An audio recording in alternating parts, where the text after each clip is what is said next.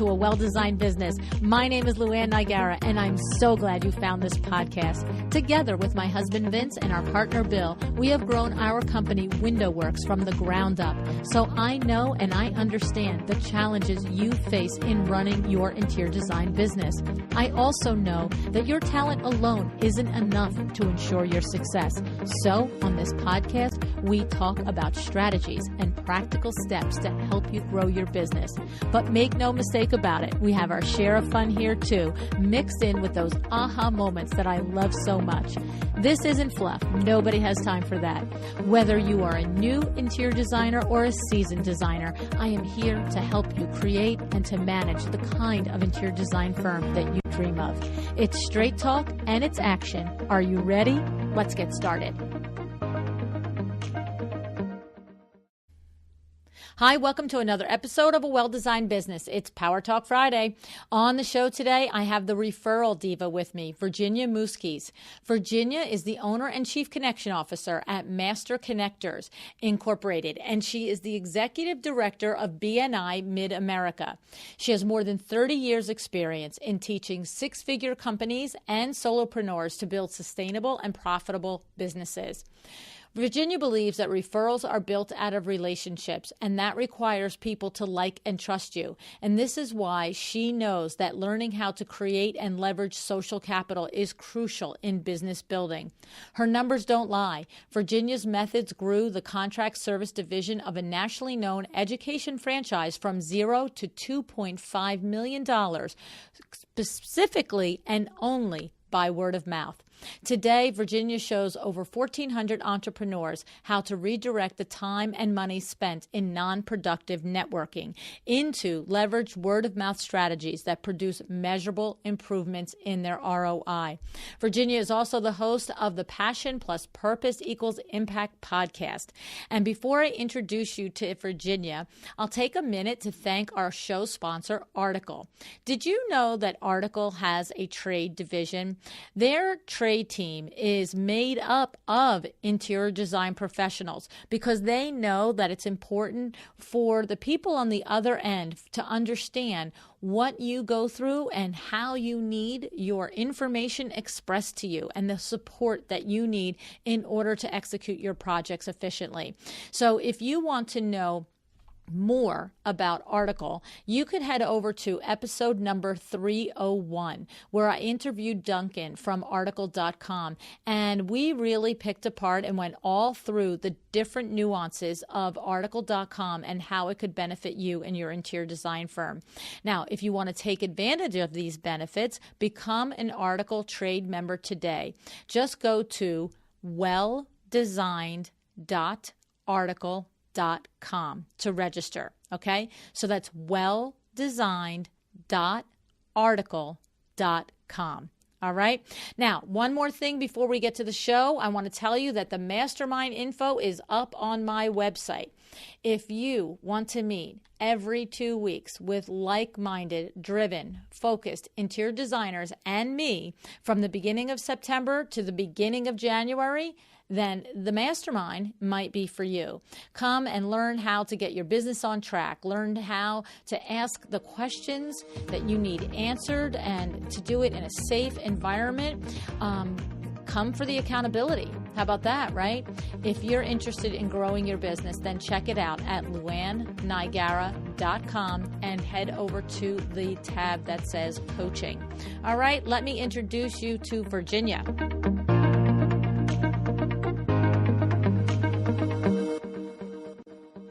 Hey, Virginia, thank you so much for joining me on A Well-Designed Business today. How are you? Oh my gosh, I'm great, Luann, and thanks for inviting me to be on your show and to hang out with your listeners. I really appreciate it. Well, we're in for a huge treat because I'm usually the person that people say, my goodness, you have so much energy. But I am in the presence of energy here. And I just have to say, that's because you're originally from Jersey. I mean, Jersey girls, right? Jersey girls.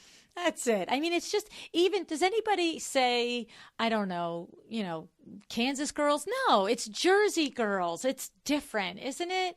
Yes, we are a different breed. There is no doubt about it. We are a different breed. No, every once in a while it'll go around Facebook. It's something, one of these things, you're married to a Jersey girl if, and then me and my daughters, we all read it and we're like, That's it. So here's the thing, you are the referral diva. And in our pre-show conversation, I am going to attach also connector to that. You have a tremendous passion for teaching people how to cultivate referrals, and you have a tremendous passion yourself for being a connector.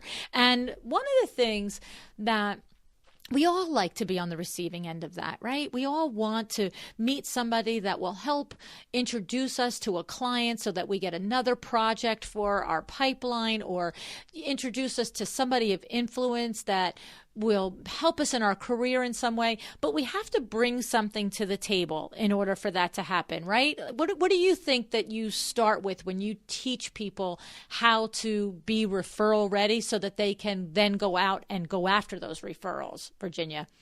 So for me, the very first thing is clarity about who you are, what you do, who you want to serve, what you bring to the table. So having a lot of clarity, and then past that, you're really looking for your contribution. And once you have clarity and contribution, collaboration follows, and it's easy.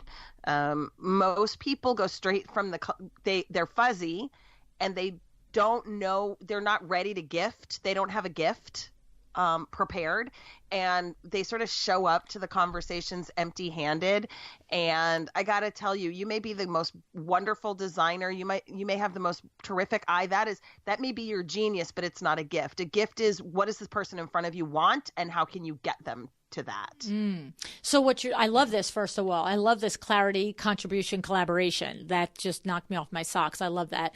But what you're saying is that we often think when we just show up with our skill set as a designer, that's enough. And you're really pushing us to recognize that it needs to be more than that. And I'm hearing it needs to speak to the person on the other end in some way, right? Absolutely. So here's the key to all of this. And you and I, we had a little conversation about niching, but before we talk about tribes and niche and all that kind of stuff, which I know is going to come up, when you have somebody, let's just say a handyman or contractor, right? Mm-hmm. They bring all kinds of tools, drills and screwdrivers and hammers and wrenches and drill bits and socket. Like, my husband used to be in construction, and oh my God, she knows these things pretty well. There's so many tools, and I actually know what they all are because I was like his surgical nurse, right? It's like Phillips head, flathead, nail gun. So I was the contracting nurse, and so. If a handyman shows up at your house and says hi, Luann, I'm really excited to do business with you. I have a hammer and I've got a screwdriver and I've got some nails. You're like, shut up and stop the faucet from leaking. I don't care. I don't really care about all the stuff in your truck. What I care about is what I care about. And so in the case of a designer, your eye, your color knowledge, your feng shui knowledge, your understanding of symmetry, your understanding of contrasting color, contrasting texture, placement, all of those things that you need to do as a designer are awesome. But that is not the gift that you bring. The gift that you bring is the ability to ask great questions, to listen, to clarify, and then to give someone what they want, which I hate to tell you, might not be you. Right. We all run into that. It could be that you're not the answer. So, but let me backtrack then. I love the way you're describing this, because we have had conversations similar to this ad nauseum on the podcast about you have to solve a problem. That's what I'm hearing you say. You have to solve the problem on the customer's mind, on their plate. But what I love is the way that you're very precise with that, Virginia. It's like new for us there is that when you talk about our gift for color and space and proportion and texture and symmetry and all of those things, what you're saying is to our potential client, that's a given. The client expects that to happen. Just as you mentioned, we expect the handyman to have a full set of tools. We're not impressed that he has a full set of tools. Now, we may look at a designer's work and be impressed by their work, just as we look at a handyman's, project and be impressed. But there's a level part of us that we're like, well, of course, color, symmetry, pattern, texture. That's why I'm talking to you. But what are you going to do about my particular problem? Right. And I don't know from a designer standpoint, like what the particular problem is. If you go to a chiropractor, you're like, I go to a chiropractor because my back hurts. Mm-hmm. The chiropractor says, oh, subluxations. But if the chiropractor markets, I'll get rid of your subluxations, nobody gives a rip. Because I'm not self-identified with my subluxations, right? I'm self-identified with my hip hurts or, whatever that is, right? So as a designer, the image that came to me is what do you want? What's the problem with the room? Well, I don't like the colors. What about the color? Well, I feel angry in this room and I want to feel peaceful. Like you guys as designers, your job is, flow and all of those concepts. Like half of what I don't even know what that is. But when I say to you, I'm going to practice yoga in this room and I want a sense of peace. And I want my chakras to be in alignment, right? Right. Immediately, I know. I just felt you across the miles. Your brain knew exactly what to do with it. You're like, okay, well, I'm going to look at the space and I'm going to look where the windows are. Like your brain immediately started creating the aligned chakra peace process in my room. I don't care what you do. Right. I care that when I walk in this room, my chakras are in alignment and I feel peace and I can meditate and do yoga and I feel how I want to feel in a room. You're really not in the design business. You're in the emotion business. You're in the feeling business. Right. And what you were saying there is that it's a series of questions. It's taking the time to keep asking the questions layer by layer by layer to really uncovering what it is that's happening that ends up ultimately being the trigger for the client to hire you as opposed to somebody else. Bingo. And to really clarify, so I say, I want to evoke peace. Well, okay, so you know what that looks like and feels like. And when you design a room so that you feel peaceful, you know what that is. But what if that doesn't make me feel peaceful? Right. That's a subjective feeling, a subjective term. Tell me 10 things that make you feel peaceful, right? Like, so it is about that conversation. The other piece of the conversation, which is the other clarity piece, it's not only getting clarity from the people that you're with, right? Mm-hmm. It's also about being really clear about who you are and with whom you are going to work best. And I'm sure you've experienced it. You have accepted a design job from a nutcase. Oh yeah. You have asked yourself, you're like, okay, this was supposed to be really good money. And they are taking a disproportionate amount of time and energy and patience, and they're not clear, and I can't get clarity with them, and everything I bring is not good enough, and I've done 27 boards, and they still, they don't like this, they don't like that, they don't like you've asked all the questions, they've given you the answers, then they change their minds. That client is a perfect client for somebody else. Right. And because that conflict might not happen with another personality. That's the whole thing. There's somebody for everybody. I mean, there's that one little person out there that will drive all of us crazy. But for the most part, just because she's not a fit for you, there is somebody that there's a fit for. I mean, engineers are a perfect example. I'm not good with engineers. I'm just not, because they're just crazy. And they'll ask me, well, what sort of bracket will I use? I have no idea what sort sort of bracket I'll use. That's Billy's job. Well, what's the bearing load of that bracket? I have no idea. Like the window treatment's going to look beautiful. That's what I'm telling you. Pretty windows. Yeah. And that's just a recognition that there's two different types of, there's multiple, but in that scenario, there's different types of personalities, and one is going to be successful with that. I have lots of designers that I work with that their brains really very much tick like engineers, and so they would be a great fit for that person. So, okay, so that's the beginning step, is the clarity. Is that also part of the contribution step? Or, because you mentioned those three, I love them: clarity, contribution, and collaboration. So on clarity, one is really understanding your strengths. One is understanding your values, because you want to align. It doesn't matter what industry you're in. You want to know what your core values are and what are the things that are important to you. And you want your clients to align with those core values. So as you're deciding, how will I niche? Like, you, Luann, you're brilliant because you're a business coach. You just happen to also have a design background, and you've decided, I'm going to talk to designers about building great businesses. But hey, a well-designed business could be for any creative, or it could be for an attorney for that matter, because design is design like algebra is algebra when it comes to designing a business, right? Right. And so the brilliance of it is your niche is, well, gosh, Luann, I know that you do business with designers, but I'm an attorney. Can you help me design a business? Absolutely. They're looking, they're listening, and they're wanting something that you've got and not sure if they can have it. And then they ask and they talk to you. And that's what niching is all about. It's not about who you'll take on as a client. That's a completely demographic and psychographic issue. It has nothing to do with your marketing, who you will say yes to. Marketing is about attracting the right kind of people to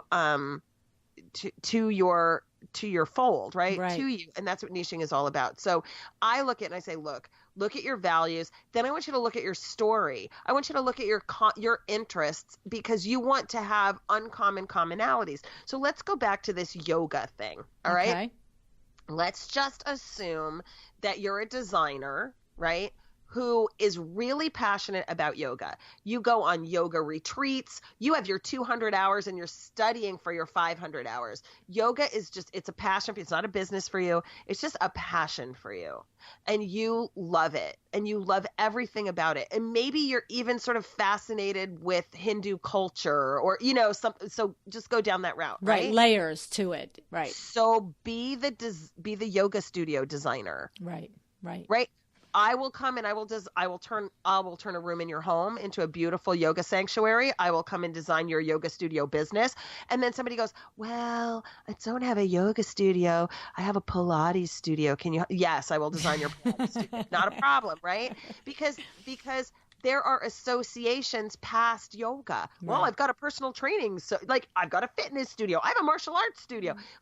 Down the road, I have a music studio. So you start to see that these uncommon, they link and they take you down other paths.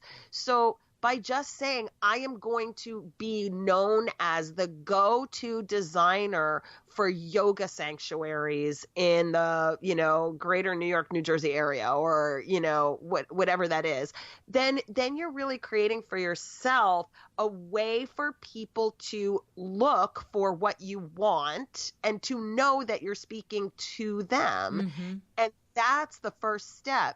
Once you figure that out, here's where the contribution comes. You need to think about who else does business. Let's just use yoga studios, right? Who lays flooring for yoga studios? Who goes to yoga studios? Who is the attorney for yoga studios? Here in St. Louis, there's Yoga Magazine. There's a local magazine. So who's the editor of Yoga Magazine? So you start looking at all the people that are bumping up against that business, and you think to yourself, how could I contribute to the yoga industry? How could I what could I do? Could I put on a trade show? Could I create a networking expo? Could I create an event and bring speakers in? Could I do a meetup group? What could I do as my contribution to all the people around that topic in order to make myself the giver. That's then nice.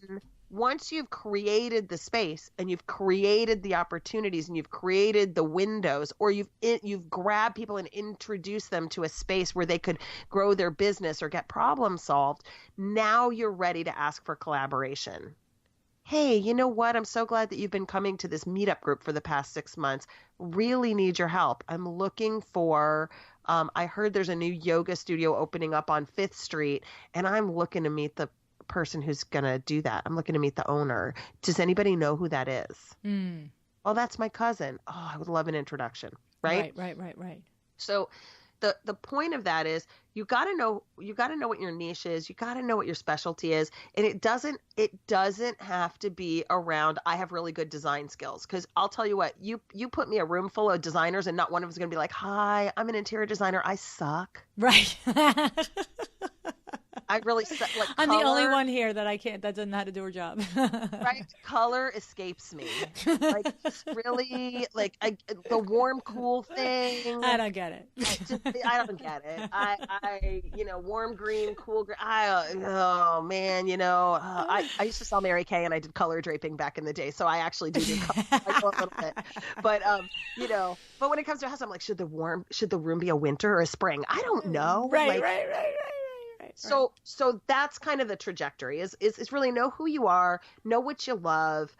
Today I connected 2 guys. One's a roofer, one's a marketing guy. Connected them. One ran the Ironman in Hawaii. The other one wants to run the Ironman in Hawaii. I'm like, you guys should have a conversation. Now they're like referring business to each other. Right. It has freaking nothing to do with roofing or marketing. It has everything to do with like, oh man, it's, here's where I got my wetsuit. Right. Well, and then this is the thing why you are, have this moniker of the Referral Diva, because and also through the BNI that you run, I said it in the introduction that you're the executive director of the BNI Mid-America. I mean, this is what you're teaching people, right? You're teaching them to find what they can give and what's different, but also what is they have in common. Like you just expressed with these 2 guys doing the Ironman. And I feel like I've never been to a BNI meeting, but I should go. I know, right? I know. I'll find you one. I'll introduce you to my friend Iris. She lives near you. She'll take you. Oh, okay. Okay, good. But the thing is, I feel like that is something that is sort of, if you've got your head screwed on a little straight, you understand that. You're going to come and you're going to bring and give before you ask, right? Yes. And here's the big boo-boo. You're going to give, and then you're going to ask for a lesser give, right? You're going to give, and then you're going to ask for like a little give, okay? And then if somebody follows through on the little give a little more, and then ask for another little give. So if I'm giving a 10, I'm going to give you a 10 one time, right? And I'm going to ask you for a 3 in return. Okay. If you don't deliver on a 3, I'm probably not going to invest my 10 in you. I'm going to see you give back. Time. Right. So then you're going to give me a 3. I'm going to reward you with a 10. Right. And then I'm going to ask you for a 4. Huh. So it's not just about give. It's about giving to givers who give. Interesting. Giving to givers. Give to givers. So when I'm in a room, I'm looking at who's taking. Like, you ever been to a meeting and somebody's like grabbing all the mints off the tables and like shoving them in their bag? Like, I don't refer to those people. Oh my God, you're nuts. Here's my other one. They're walking around the entire event, putting their business card at every placeholder as if anybody cared. Right. You're like, ladies, we're all designers here. Right. Like, no one wants your business card. Like, what are you doing? Right? Or you're in a room full of real estate agents and all the mortgage lenders are putting their cards on the table. I'm like, they already have mortgage lenders. Right. Like, they're not going to refer to you because you put your business card on the table. It's true. It's really so thoughtless to think that somebody would just pick up a stranger's card and say, hey, let me call this guy or this woman for the next project. You have to create the relationship first. You're like, oh God, thank God somebody threw this card on the table. Now I know where to spend my $100,000. Oh my goodness. So obviously there are specific principles that go along with this referring and stuff like that. And you're talking about them a couple of here. Are there other things? I mean, we just now went down okay, you know what? We just went down the wrong road. We'll recap this. So we have this whole niching. We've talked to our designers, my designer friends here for many, many months and years now about this value of niching. And one thing I do have to say, a lot of designers, particularly Virginia, when I'm coaching them, they will say to me, I don't know what we call it here. What's your you? Because we have a coach here, Fred Burns, that has been on my show, I want to say 6 times. And Virginia, he's a rock star. He specializes in coaching interior designers. There is a business coach for interior designers. And he has it, what is your only? You are the only interior designer who? And he says, finish that sentence. Where are we going with that sentence? And so we've talked about this a lot on the show. But as much as we've had this conversation, I still will have designers that one of the first things that they'll say to me within the first 15 or 20 minutes of our coaching session is, I still haven't figured out my only. So when you work with your clients that you coach and you know that you have to start with helping them figure out who they speak to and who they serve, what are some of the things that you do to help your clients and help business owners figure out what their only is, what makes them different than just the bag of tools that they carry around? The challenge that they're having, Luann, is they're focusing on what's my only as a designer. And I take all of my clients out of their business. When I get a group of people in a room, I do a 3-day workshop called Rev Up Your Referrals. And when I get people in a room, I take them out of their business and they create their own marketing agency. And so they're not in their business anymore. And I walk them through a process where they establish their core values. So a really good exercise for establishing core values is to write down the names of the 5 people you most admire, living, dead, or fictional. Okay. It's okay with me, however you do that. And then next to each one of those people, you decide what are the top 3 reasons that you picked them. Oh. Like, what is it about them that you loved? What is it about them that you admire? And then we compile that list, and usually we come up with like 7 or 8, and then I have a little system. I don't know if you've ever heard of Janet Atwood. She has a book called The Passion Test. And so she has this process, a process for like ordering things in terms of importance.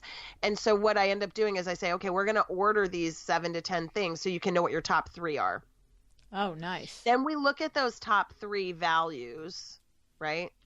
We look at those, and then we start to say, how does that get expressed in your life, not in your work, in your life? So for me, for example, one of my really big ones is fun. Shocking. I'm so shocked. Right? Compassion is How about passion? I would think passion. I've only met you 20 minutes ago. Right. So for me, that sort of fun, for example, how does that show up in my life? Well, here's one of the kickers. When I first realized that fun was something that I really admired people for, you know what I discovered? What? It wasn't showing up in my life. Oh. It was an aspirational value, but it wasn't a value in action. And so what I did was I started building fun into my workshops. I started building fun into what I do. I started like coming up with stand-up comedy routines that I don't do any stand-up, although I will tell you, I will tell you that Tom Singer has now challenged me to go out and do stand-up with him. So next time we're in the same city, I have to go do stand-up with Tom Singer. Oh my God. You got to bring me. That's one of my bucket list things. Come along, honey. Let's just go to the New Media Summit in Tampa. Tom will be there. We'll all go do stand-up. I got to get it. Anyway, so I started doing improv. Like, I started doing things that were fun. And so how does that show up? Well, that shows up because now in my business, if you're not fun, I just don't do business with you. I'm like, oh no, I'm not the right person for you.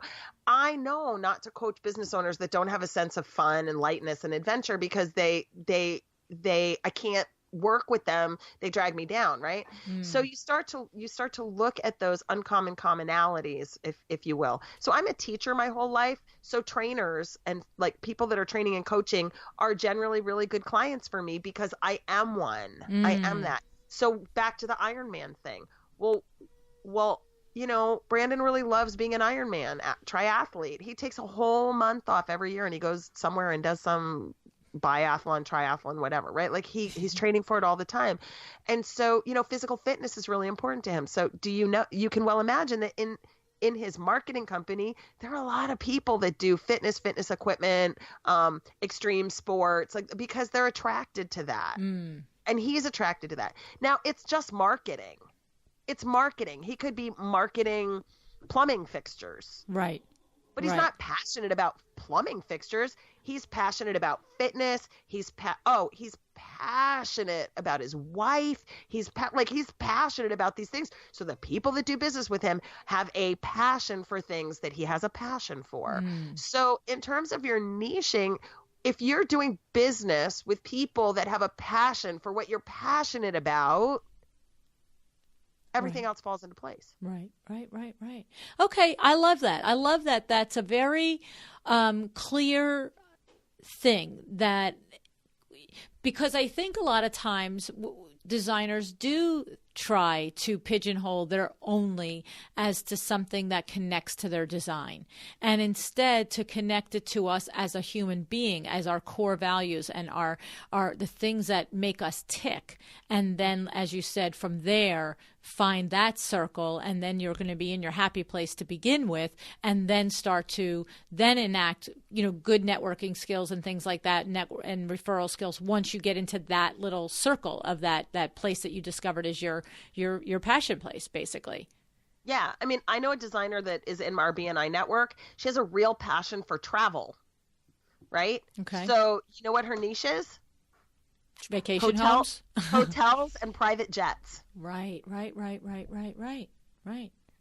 So bed and breakfast, hotels, off of that, kitschy little restaurants, but the point is she has a passion for travel. So she when she goes places, she notices she's in a hotel. If she goes to Paris, she's in a hotel, she's looking for things, she's taking design elements. So in her travels, it's feeding her soul, it's fueling her business. And then she comes back and she can bring all that and since she travels, she's like, oh man, the chair needs to be here, or you really need this kind of lighting over here, or because she's in that niche-y thing. Now, will she come and do your living room? Yeah, but when she's like, yeah, I'll come and do your living room, it's like, yeah, I'll do it. But when you're like hotel, she's like, hotel. Well, yeah, right. So it's her design business, and I've known her for almost 20 years, and her design business has revolved around the hotel, the luxury hotel, bed and breakfast, private jet, the luxury travel scene. Wow. Yeah. That's what she does. Well, and I hear what you're saying in that she is enjoying herself and her life and going about and doing so much travel, but she's also particularly taking notice of the things that are effective in the design of each of the spaces that she's going to, whether it's the private spaces in the room, the public spaces in the lobby, the adjacent restaurants. She's, cataloging this entire life's journey of things that work and don't work in this niche of design. I think it's awesome. And then what happens is here's what makes it easy. So then you start thinking, well, travel. Well, I know this guy and this guy and that girl and that girl and this guy and that girl. Like, you start knowing people that are connected to that. I met a guy who's like, I sell hotel furniture. I was like, I know somebody you need to meet, right? Now, if she had just said, I'm an interior designer, I know a lot about color, and I know a lot about placement, window treatments. Right. You need, if that's all she did was tell me all about the tools, I would have never thought to connect her to this person who travels the United States and knows what hotels are remodeling or what hotels are putting out RFPs for remodeling. Very smart. I love it. Right? I love it. She would have never gotten that connection if she hadn't talked about her passion for travel. And the reason that she does what she does is because she's so passionate about travel, and she wants travelers, when they're traveling, to have this sense of wonder and adventure and peace and, this feel. Right. So, So I love it because it serves us on two levels when we get this finite with ourselves. It serves us on the level as far as attracting the ideal client to us because we get very clear on what it is, who we are, what we do, what we like to do. And so therefore we hone our message to that. But it also, the second layer of it is that when we really start to talk about ourselves as more than just the tools of our profession, but the passion that we connect to that profession, then it makes it so that other people can pinpoint us and refer us and network us and connect us when it's appropriate. We, like you just said, we stand out. It's not just a designer or just a carpenter. It's a designer who specializes in XYZ. And you remember that person, and it makes you more referable. Yeah. And so here, take the word specialize and put in is passionate about. Right. Because we're not going to pigeonhole ourselves into that, but is passionate about. Understood. Right. And I would much rather hire a designer who's passionate about creating spa-like retreats in people's homes than somebody who specializes in window treatments. Right. I love it. That's so true. We sometimes forget about that when we are outside our industry and not recognizing that we're thinking outside the industry. It's a respected term to say that we specialize in window treatments or we specialize in yoga design. But what you're saying is the outsider, the potential client, wants to know that we live and breathe it, that we're passionate about it. And that's more memorable and more impressive to that potential client than being a specialist. A specialist is like just a word that we throw around. Well, if you're a surgeon and you specialize in removing tumors from my optic nerve without damaging my sight, I'm down with that. Right? Like my dad had a heart surgeon. He specialized in multiple bypasses, 4 to 8. Right. And he was passionate about it too, but he's special. Nothing more than 8, right? And we're like, Dad needs 5. So that's the doc for him. Like, that's okay. But I do believe, and it was really funny because when I interviewed the doctor, if one of these kind of doctors could be possibly passionate, I said, I asked him, I said, why 4 to 8? And he said, listen, after you do 1 to 3 for a lot of years, it's really boring. And I'm like, you have a beating heart in your hand. And he's like, I know, I totally understand that. But listen, and then, right, he's like, but when you have 4, blah, blah, blah, blah, blah, and then 5 and 8. I was like, oh, the guy's passionate about that. Oh, like he's passionate about the challenge. And then he's like, and I'm so good at it that no one that I operate on dies ever. Like never. So I'm that good. My gosh. Right. So I'm like, okay, well, when I talked about 1 to 3, it was like, man, 1 to 3, like, right. I was like, I want that guy operating on my grandma. But when he started talking about bigger stuff, he was just like, wow. Again, specializing is great. That's about your skill set. Passion is about the joie de vivre and the gusto and the commitment that you're going to bring to my project. Yeah. Yeah. No, and that's what's contagious, obviously. Mm-hmm. Understatement, Luann. Understatement. I think so. That's insane. That's so insane. It's funny because I have to say, Virginia, I really do appreciate your perspective on it because, as I said, at the top of the conversation, it's a conversation that we've had here, but it's different in the way you're describing it, and it adds a layer of here. I'm going to use your words. Your passion about this conversation is bringing a layer of clarity for me in this conversation. Oh, cool. How's that? That's it's exciting. true. Yes, no, it's true. It definitely is true. I didn't think I struggled to understand this, by the way. I thought I had this locked down, but this is bringing another layer of understanding and clarity for me on helping people to discover this. And it reminds me a little bit of Nancy Ganskoffer. She's another business coach that I love, admire, and respect, and have had on the show several times. And she has an exercise. You would love it. It's right up your alley. Her exercise is called Your Business in Words. And she does. And she, it's like, I am the most passionate, dedicated business coach that loves to teach you, blah, blah, blah, blah, blah. And she has this whole exercise where she brings you through it, where you can figure out, like what you were saying, what are your core values? What is it that makes you go bananas, right? Mm-hmm. Yeah. Yeah. Very exciting. Very exciting. Now, you have this thing, the 4-step plan to succeed at networking events. Have we overlapped in all of that, or is that 4 steps that you can teach us? I can go over it really quickly with you. Okay. So there's 4 steps. The first one is plan. Most people go networking because they should. Okay. Right? Now, if you don't have clarity, you have no idea where to network, my friends. Right. So let's just continue through the example of I'm going to be like the foremost designer of yoga studios inside, both in private homes and commercially. Like yoga's my thing, right? Okay. Well, then I'm not going to go network with a bunch of financial advisors. Right. I'm going to go network with a bunch of fitness professionals and massage studio owners, right? Like I'm going to look for opportunities. Then I'm going to plan. Now, if you have not read, and if your audience hasn't read Love is a Killer app, it's a great book, quick read.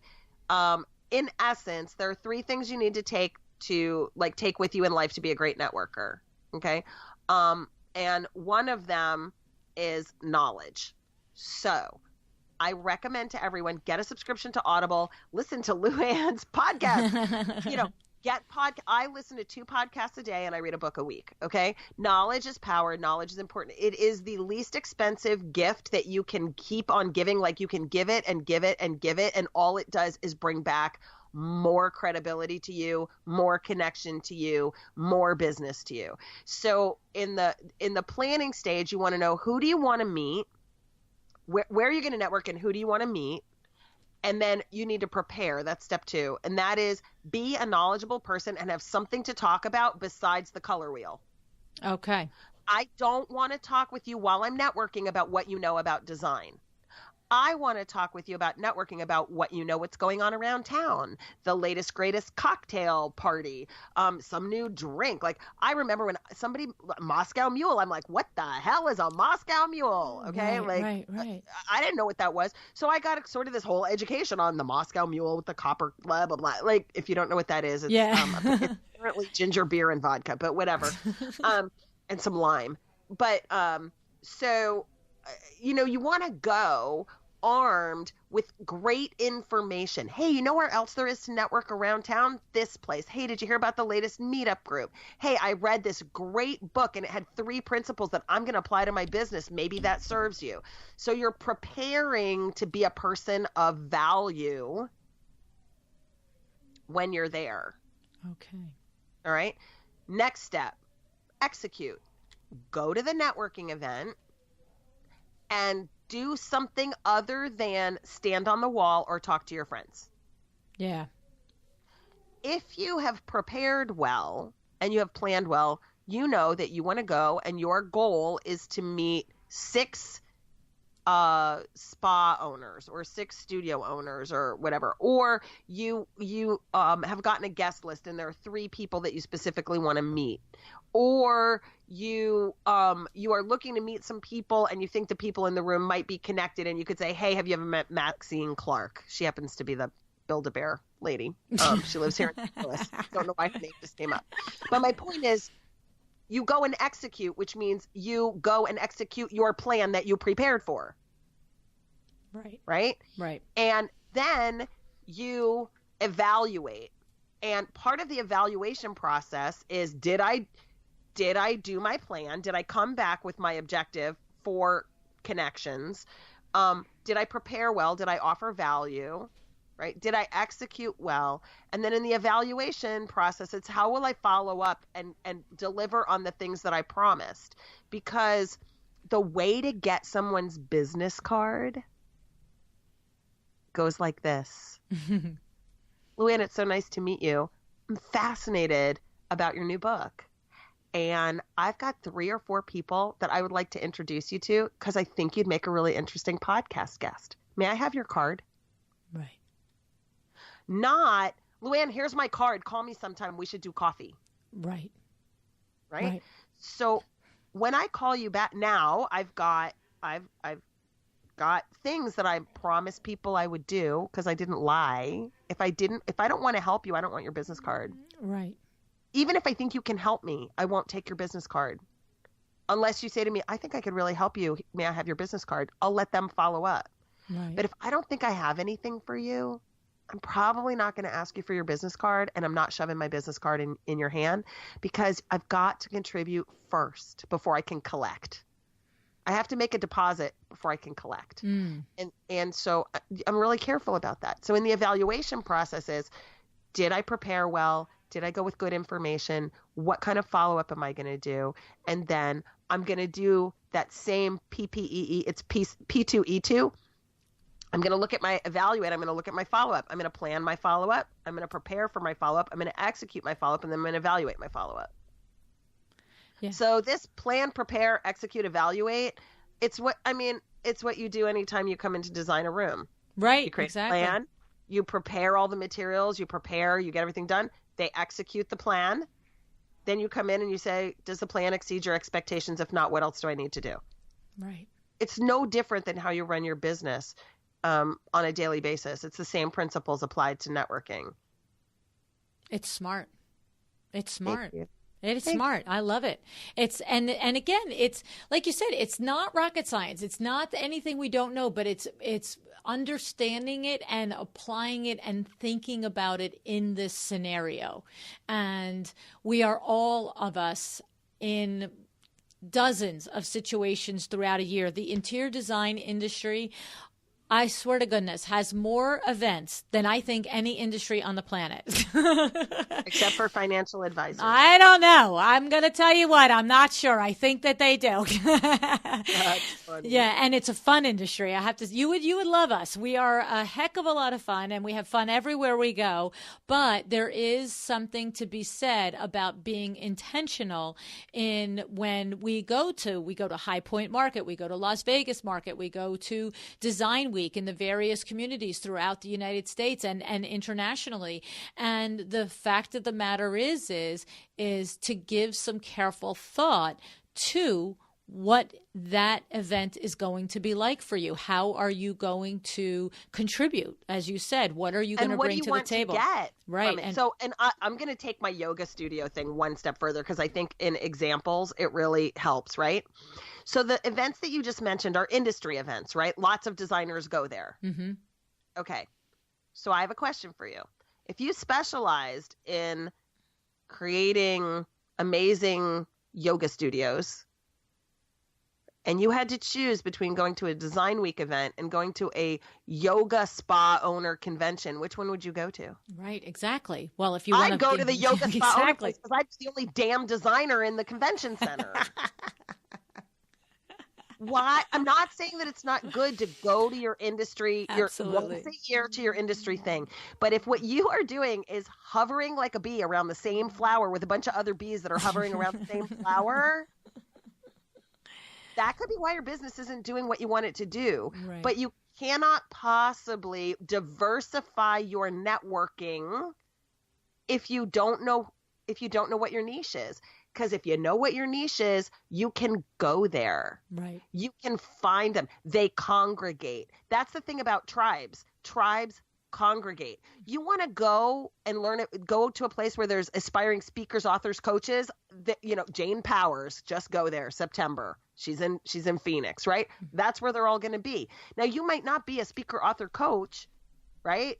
But if that's who you want to serve because you publish books and produce podcasts, right. Well, you better hold your butt there, because your entire client base is sitting right there, ripe for you to have a conversation with them and to find a way to contribute to them. Maybe it's giving away your book. Maybe it's hosting a complimentary masterclass. Whatever it is, right? But the point is, go where your tribe is, and love on them and add value to them, create value for them. I mean, interior designers could go to organizations that are where builders meet, architects meet, realtors meet, right? I mean, these are all the different trades that could potentially refer an interior designer business. So these are the places that, and of course, those are, I understand that's out of our passion, right? So one is our passion, but beyond that, it's going to where there is the potential for that give and take relationship, correct? Yes, if you're passionate about it. So the whole notion of niching is about finding a place where you belong and then belonging. Right. Belonging, not just attending. Right. Great distinction. I love that. That's a great distinction, not just attending. Because many of us go to networking events and, like you said, talk to our same friends, or if we find ourselves in a conversation with somebody new, we rely on the tried and true of the tools of our trade, as opposed to bringing something different and new and interesting to the conversation that's, broader than just our perspective on our business. But let me give you this other example, right? Because this is perfect. You're a designer and you belong to your local chamber. Okay? Right. Are you heading up the design committee for the local casino night, fundraiser? Are you showing off your design talent as a way of contributing to that network? Right. Okay, that's number one. We have somebody on our BNI team who is a designer, and she does all of our event design. So she, I give her a budget, and she goes out and buys stuff and, decorates the tables and makes balloony arches and does all that kind of stuff. And she gets business because we're like, look at this. Look, do you see how beautiful the room is? Yes. Imagine if your house looked like that. Stacy can do that for you. Right. But she's contributing that in a very prominent way to her network and showcasing her talents.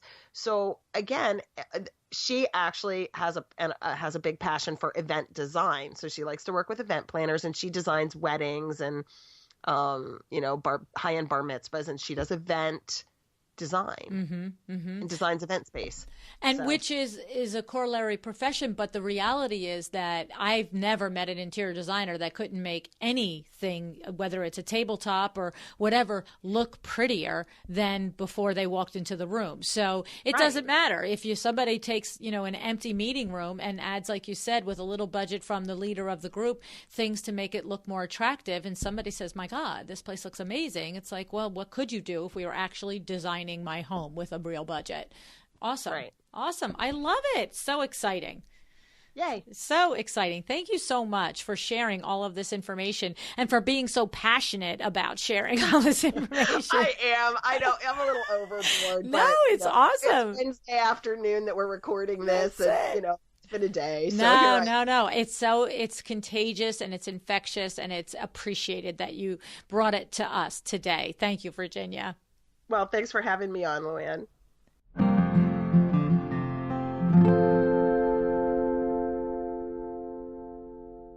All right, that's a lot of Jersey in one podcast. I'll give you that. But as typical Jersey girls, we're really okay with that. Now, a couple of takeaways from this episode. You heard me. I love it. Clarity, contribution, collaboration. I love when something we already know is a thing and that it's smart and that we do it, but maybe we haven't identified it as a thing. You know what I mean? So we know that we need to know what our goals are for everything we do, including when we set out at a networking event. And then it makes perfect sense that we need to contribute something. We need to give, we need to share, we need to add value before we can expect the reward of collaboration. And so she just puts it so clearly: clarity, contribution, collaboration. I'd like you to think about that the next time that you head out to, maybe it's a BNI meeting, or maybe it's a meeting where you're going to, an ASID meeting and the IPs and everybody are going to be there. Think about your clarity, your contribution, and your collaboration, okay? You want to think about who and what you are, what do you have to offer, how can you differentiate yourself, and how you can help them. And then you can move on to figuring out how you can collaborate. It's just gold. I love it. Virginia has a free guide that we didn't mention during the episode, but there is a free guide. It's called the Faithful Follow-Up Guide, where she shares more advice on how to successfully network and grow your business through networking. Head over to masterconnectors.com/follow-up. masterconnectors.com/follow-up. This will be in the show notes, okay? And also don't forget to check out our podcast, Passion plus Purpose equals Impact. Okay, now, The information for the next stop on Power Talk Friday tour, High Point, North Carolina, is on the website, luannniagara.com. This is going to be Saturday, October 13th. This is a paid one-day live coaching event designed specifically to make a dramatic transformation in your business. And if I had not seen this happen with my own eyes for the 8 smart, focused designers who attended this event in Las Vegas, I might not be so confident. But the thing is, I am extremely confident that you will be glad you invested the time and money in yourself and in your business if you join us in High Point on Saturday, October 13th. So check it out on luannniagara.com. It'll be under the tab Live Events. Keep in mind, the seats for these Power Talk Friday events are numbered. These are small events for big impact on your business. Okay? All righty. You know what I always ask you? What are you going to do today? What thing are you going to do today to make a difference in your business? What decision are you going to make? I hope you decide to be excellent. Thank you so much for joining me again today. This podcast is a production of WindowWorks, your resource for custom window treatments and awnings. To learn how we can help you on your next interior design project, go to www.windowworks-nj.com. And if you're interested in working with me on your business, either through masterminds or one-on-one coaching, or you want to know how to get my book, The Making of a Well-Designed Business, or you just want to know what's going on in the podcast land and where I'm going to be, all of that is found at luannniagara.com. Thank you so much. Have an excellent day.